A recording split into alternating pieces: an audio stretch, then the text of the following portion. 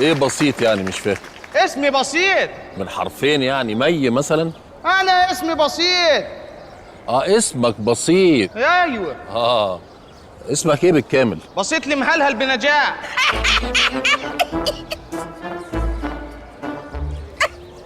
ايه بنجاح ده؟ مش فلاح جزائري؟ يا عم انا فلاح مصري من حندوق الكرنبي. ماشي، انا اسف. اتفضل.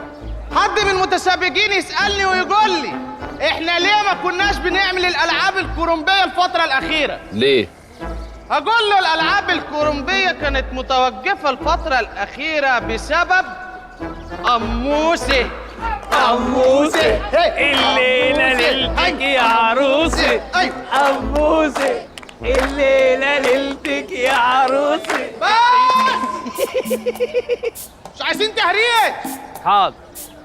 هذه المسابقة يتنافس عليها اليوم فريقين. نبدأ بحامل اللقب وفريق الأستاذ سعيد. اسم فريقك ايه يا حاج؟ بلاطة سراي. واضح يا حاج.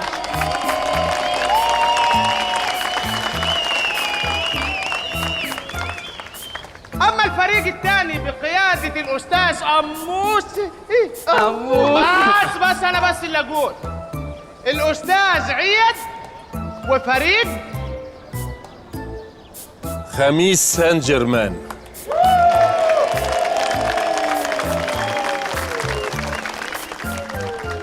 الألعاب الكولومبية تنقسم إلى شقين. الشق الأول وهو الشق البدني، والشق الثاني هو الشق الثقافي. وفي نهاية كل يوم هنجمع نقاط الفريقين وهنحسب كل حاجة بالورقة والقلم. فلتبدأ الألعاب الكولومبية.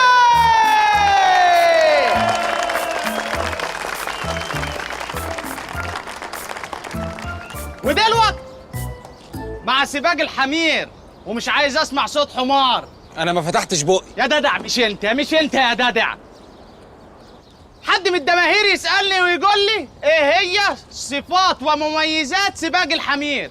انا اقول له السرعة، القوة، خفة الحركة، خفة الدم. خفة الدم من صفات الحمار؟ لا دي من صفات يعني. وخلاص اكتم يا حاج، مش عايز امد يدي عليك. ودلوقتي نبدأ المسابقة.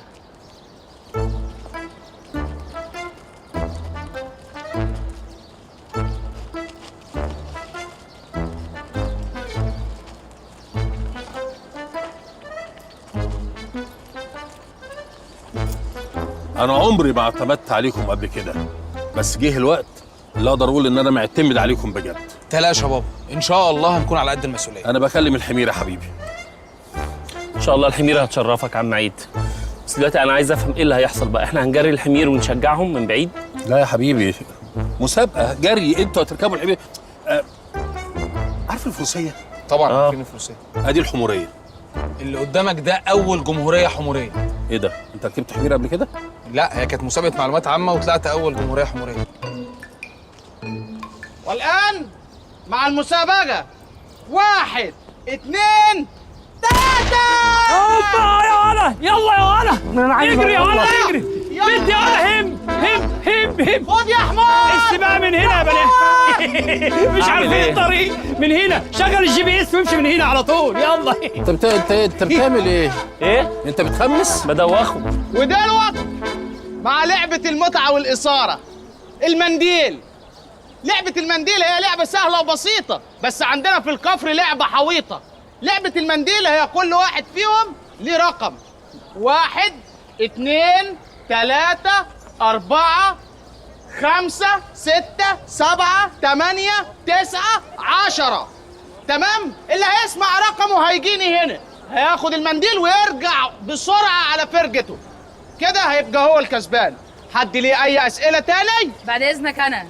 اتفضلي. معلش انا اللعبه دي مش بلعبها بالمنديل، مال؟ بلعبها بالبشكير عشان لما بعرق بنشف فيه. بص يا استاذه، بعد اذن سيادتك انا مش عايز اي تريقه، تمام؟ ونلتزم بقواعد اللعبه يا اساتذه، احنا مش جايين نهربوا.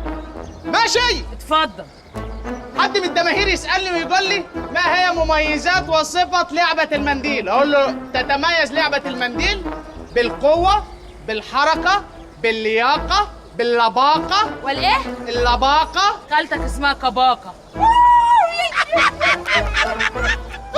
ايه يا حاجه؟ ايه يا حاجه؟ في ايه؟ هتهزقونا في وسط البلد ولا ايه؟ ما نلم نفسينا يا جماعه. يلا ودلوقتي هنبدا اللعبه. يلا رقم 2. خد يا بنت سلمي لي على بوكي. 1. يلا يا شاطر يلا. خد ياض سلمي لي على ابوك. لا يلا حماتي يلا حماتي خديها حماتي. يلا حماتي يلا. ايه ده 10. يلا تصادم. في ايه؟ 3 1.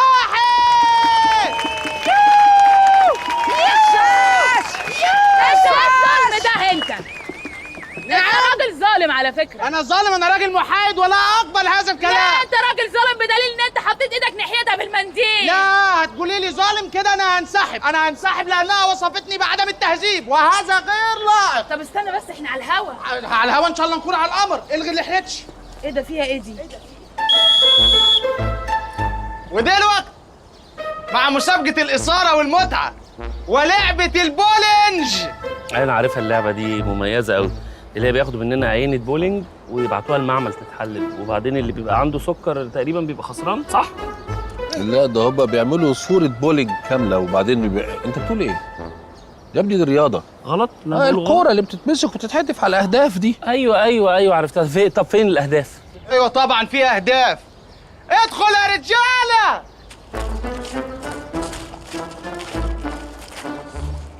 لا ثانيه واحده يا جماعه، هي مش الاهداف دي بتبقى خشب؟ هي الناس دي خشب؟ لا دول بني ادمين بحقوا حقيقي، واللي هيموت اكبر عدد منهم هو اللي هيكسب.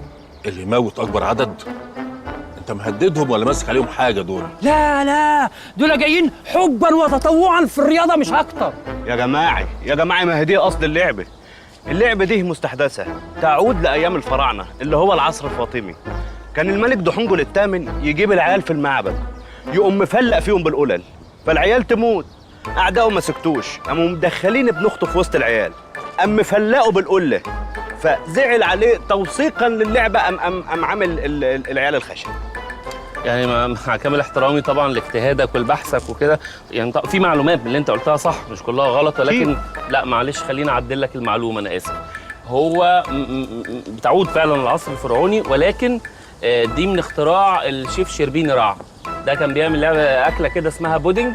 عارف البودنج اللي هي الشوكولاته كلنا عارفينها، بس كان بيعملها على شكل كوره، وجميعنا يعلم الكوره معناها ايه بالانجليزي؟ بولي. كوره معناها بولينج؟ لا بول عادي. بول أيوه. فهي بقى سموها بولينج نسبة إلى البودنج بتاع الشيف شربين رع. بومبا احنا محتاجين نتكلم. شور طبعا. على فكرة احنا لو تجاذبنا أطراف الحديث هنلهم بعض. أنت ملهم. هتولع. نلهم. بس بقى بس. يلا عايزين نبدأ دي فلاحي؟ لا مش فلاحي، بس أنا ألدغ في الهمزة. اتفضل. نبدأ ولا إيه؟ نبدأ طبعا. يلا نبدأ. بس استاذنك قبل ما نبدا، اشمعنى الحاج سعيد بيلعب بخوذه وانا لا؟ يعني انت عايز الخوذه يعني؟ خدها ايه؟ لا مش دي يا ناصح، دي انت مغطي بيها الخوذه. انت قصدك على دي؟ لا ما ينفعش. يلا بقى نبدأ بقى. يلا نبدأ. يلا. وهنبدأ بالفريق الأول، الفريق البرتقالي. مين فيكم اللي هيضرب أول واحدة؟ انا اللي هضرب اول واحد. لا انا اللي هضرب أول واحد. اقول لك انا اللي هضرب اول واحد. أنا اللي هضرب أول واحد. طب انا لو ما ضربتش اول واحد هزعل واتكبس وهمشي. وتبقى زي عم عيد القموصي. لا انا مش عايز ابقى زي عم عيد. لا خلاص ابتج انت. يلا ابدأ. ضحكت عليه. يلا ابدأ. تشجيع البرتغالي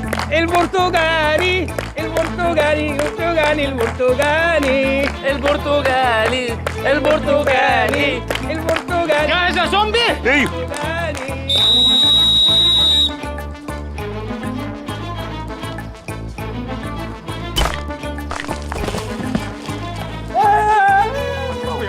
أحسنت يا زومبي، أحسنت. جيف مي 5. تشجيع البرتغالي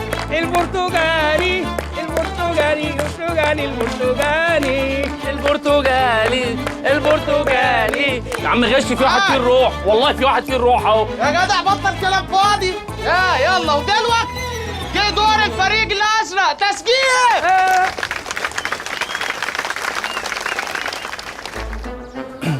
تعرف تنشن؟ لا طبعا. طبعا على الابيض.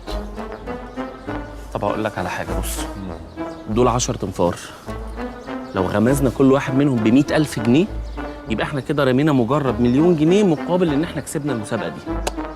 ارمي 1,000,000 جنيه عشان اكسب كرومبا؟ لا، عشان تكسب كرامتك. مش عايز، ما انا عايش زي الفل، مفيش حاجه. دي الكرومبا اغلى من اللي انت بتقوله ده بكتير قوي. كرامتي ايه وبتاع ايه؟ سيبني انا هتصرف. معلش انا اسف للحكم ريفري، معلش انا اسف. في واحد مش مظبوط ومش واقف عدل، انا هشاور لك عليه عشان ده مش فير. اتفضل. هو كده مش فير. مساء الفل يا رجاله. اللي انا معايا 600 جنيه محيرني، مالهمش عازه وخايف لو يقعوا من جيبي. القله هتتحدف، جت ما جاتش تنزلوا انتوا على طول. لما يحصل ده الفلوس دي بتاعتكم وعليها بوسه. يا استاذ، انت يا استاذ خلص بقى، عايزين نبدا المسابقه. كده فير، هما كده تمام، كده فير. يلا عايزين نبدا. يلا جاهز؟ جاهز؟ جاهز. يلا حدد هدفك. 1 2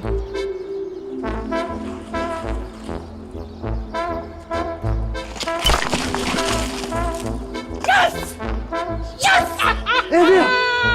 كل واحده موتتهم كلهم ازاي؟ ده اكيد جرافيك ده ولا ايه؟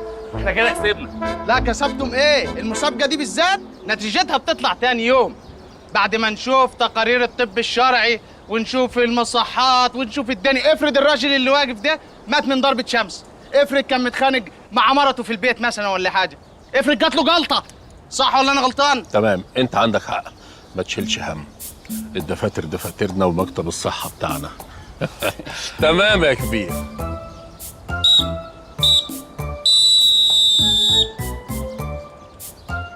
وبكده يكون اليوم الأول قد انتهى والمسابقة والجزء العملي خلص. ولقد حصل فريق خميس سان جيرمان على 7